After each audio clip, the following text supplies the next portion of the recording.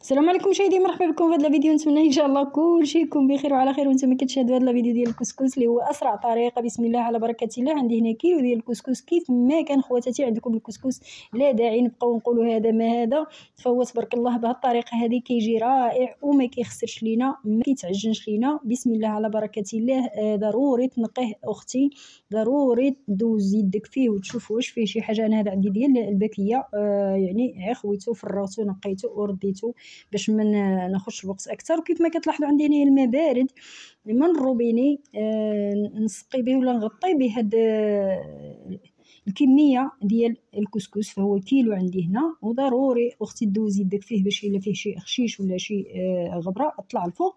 وهكا خواتاتي كنصفي هذا الماء هذا وكنخليه غامر بالماء، يعني شويه الماء كيبان. كيف ما كتلاحظوا الماء كيبقى كيبان، كيبقى مغطي هذا الكسكس. حقاش غادي نعاودوا مره واحده اسرع طريقه وكيجي تبارك الله ما شاء الله شارب ورائع كيجي. يعني يمكن لك تغطيه اختي وتخليه جانبا على هذا الشكل هذا. وغندوزو للمرحله المواليه. كيف ما تلاحظوا خلينا الكسكس يخمر ولا هذا، ودزنا باش نديروه هنا الروا ولا لاصوص. عندي هنا كاس كبير ديال الحمص، عندي نصف كيلو المطيشه محكوكه، وايضا بصله محكوكه على هذا الشكل هذا. اختي يمكن كما كانت كبيره ولا صغيره. وهكا غادي ندير الزيت، من الاحسن يكون زيت الزيتون. كيف ما كتلاحظوا عندي كاس اللارب، كاس صغير ديال اللي كنشربوا به اتاي. وهنا عندي ملعقه سكينجبير، وكما كتلاحظوا نصف ملعقه الابزار او فلفل اسود. هنا عندي ملعقه الخرقوم. كيف ما كتلاحظوا عندي ملعقه ملح، وحسب الذوق. من الاحسن العطريه اختي تكون على يديك مطحونه باش كتطلق واحد الطيبه، كتطلق واحد البنه ما شاء الله. من الاحسن ما نشريوهاش مطحونه، كتكون فقدات الطيبه ديالها. وهكا عندي المطايب هذا كنسقي به كيف ما كتلاحظوا باش كتغلي لي دغيا دغيا. هكا كندير اللحم اختي حسب اختيارك. انا عندي هنا الديك الرومي ولا بيبي كيف ما كتلاحظوا تبارك الله ما شاء الله. غادي نحط الكوكوت ولا طنجره الضغط باش تغلي ولا وكيف ما كتلاحظوا المرحله المواليه غادي كيف ما كتلاحظوا فهو اخمر الكسكس ديالنا على هذا الشكل هذا وشرب هذاك الماء كله. كيف ما كتلاحظوا كيجي ساهل ساهل. بهذه الطريقه هذه اسرع طريقه تاكل الكسكسو اختي من يديك، ولو تكوني خدامه ولو كيف ما كانت ظروفك ما تعجزيش عليه بطريقه سهله. كما كتلاحظوا عندي هنايا كاس زيت الزيتون. من الاحسن يكون زيت الزيتون، ما متوفرش عندك اختي يمكن لك دير زيت نباتيه، ولكن من الاحسن زيت الزيتون الا بغيتي الحاجه بالطيبه تبارك الله ما شاء الله. على هذا الشكل هذا غادي نحبب ما نخليش فيه الحبوب ولا الحبيبات. هكا غادي نفتل ولا كيف ما كتلاحظوا في الصوره غادي نحكو بين يديا حتى كياخذ القوام ديال حبه لحبه، يعني ما كتبقاش هذوك الحبوب ولا داك الشيء مكور. وعلى هذا الشكل هذا كما هو واضح.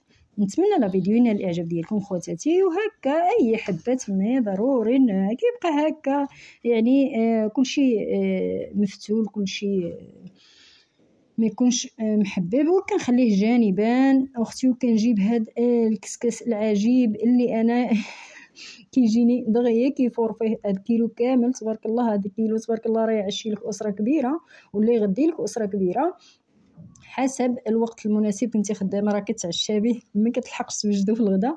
وهكا اخواتاتي كندير كل كميه كامله، ما كندير شويه بشويه باش ما كياخذليش. حقاش الكوكوط كتكون كتصفر، كتكون محقونه دغيا كيطلع البخار.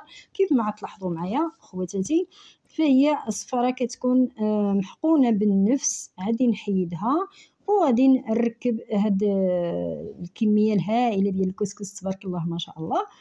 وهكا خواتاتي هو شويه يبقى يطلع النفس، يعني شويه يبقى يتبخر ولا يطلع له البخار على هذا الشكل هذا من بعد ما كندخلوا الكسكاس في الكوكوط.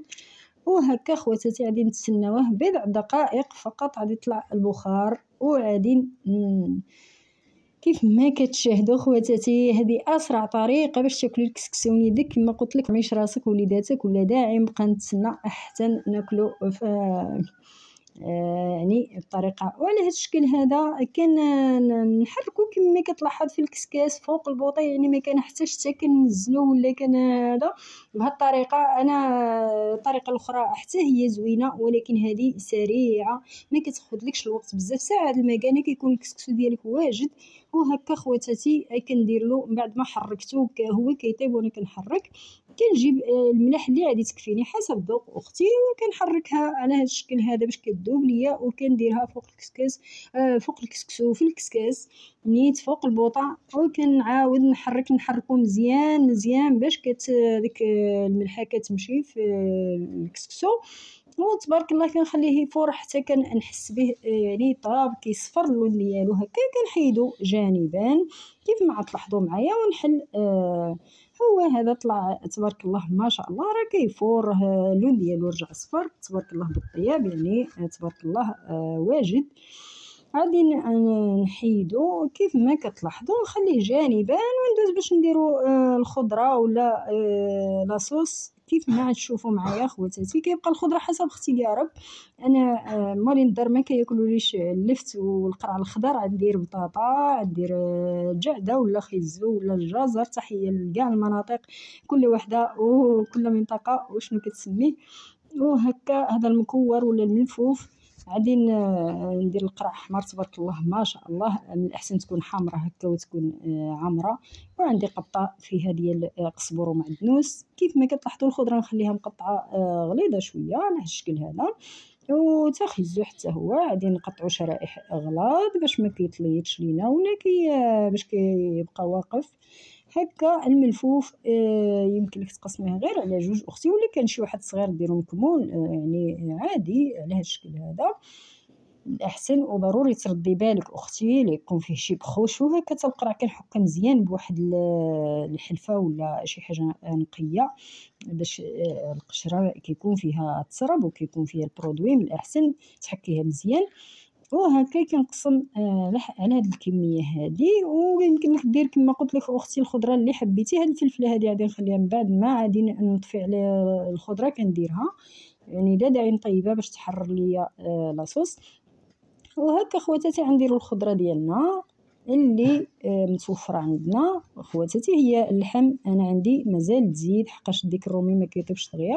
عندك اللحم الاحمر حتى هي ديرها من الاول حتى الاخر. عندك اللحم الدجاج عاديه يمكن لك تحيديها في هذه المرحله هذه وتخلي غير الخضره طيب في هذه المرقه. والحمص حتى هو راه تبارك الله بدا يطيب ولا طايب، ولكن ما كيتليش يعني واخا كتخليه من الاول حتى الاخر. هكا خواتاتي عادي تكون اسرع طريقه باش تاكلي الكسكسو تبارك الله. وخصوص في الشتاء الانسان كيتشهى الحاجه سخونه. وهاد الربيع غنخليه مكمول هكا على هذا الشكل هذا. وهاد الفلفله غنخليها من بعد ما عادي نطفي على. وهكا غادي نحط الكوكو ديالي حبيتي منين على الشكل هذا دغيا يعني 8 دقائق 10 دقائق اللي كنتي ساده عليهم كيكونوا طابوا. ما كنتي ساده عليها اختي حتى ثلث ساعه. وهكا غادي نسقي ولا غادي ندير الكميه اللي غادي نحتاج لضيوفي ولا الاسره ديالي اخواتاتي. وشكرا لكم جزيلا الا كنتي متابعاني حتى لهذه المرحله اختي. يمكن لك تشترك في القناه ولا كنتي اول مره اشترك في القناه وفعل زر الجرس. كنتي قديمه معايا مرحبا بالجميع. كنشكركم بزاف على التعاليق ديالكم او تعليقاتكم فهي تبارك الله محفزه. وهكا اخواتاتي فعلوا زر الجرس باش يوصلكم كل جديد. وكيف ما كتلاحظوا فهي تبارك الله هذا الفيديو هذا رائع ما شاء الله. قلت علاش لا ما نبدلش هذا الفيديو مش شحال هذه ما درت الطبخ ندير الكسكس. وصلوا على الحبيب عليه الصلاه والسلام. اللهم صل وسلم عليك يا حبيبي يا رسول الله وبصحتكم وراحتكم. على هذا الشكل هذا كان فيديو الكسكس. بدلت شي العجائن الاحسن كل مره نحط لكم فيديو مختلف. وهكا بالصحه والراحه الى فيديو اخر ان شاء الله.